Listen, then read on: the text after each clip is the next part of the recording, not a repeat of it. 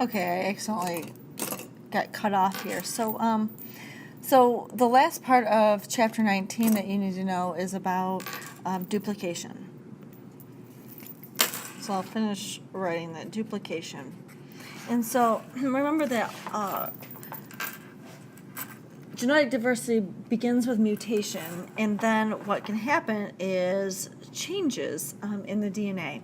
So it's only mutations that you pass on to your kids that are in your, let's say, your egg or sperm cells get passed on to your kids.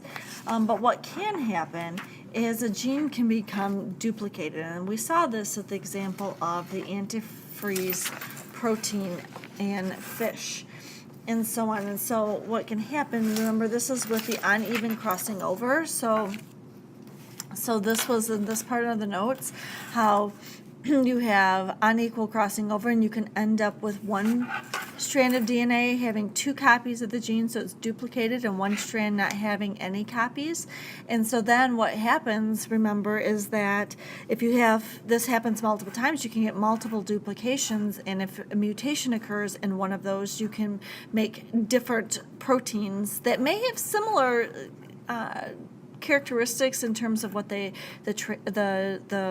what they do to in the cell or in the body, and so they can mutate, and you can get multiple copies of that. And so that's what we see with the hemoglobin, the globin genes. Hemoglobin is one of those. Is that they hypothesized that there was one ancestral globin gene that duplicated, and now we have and mutated, and now we have this family of globin genes that are all used similarly in that they help to transport oxygen, but they're slightly different because of duplication and mutations. And so that was that. And so so review the antifreeze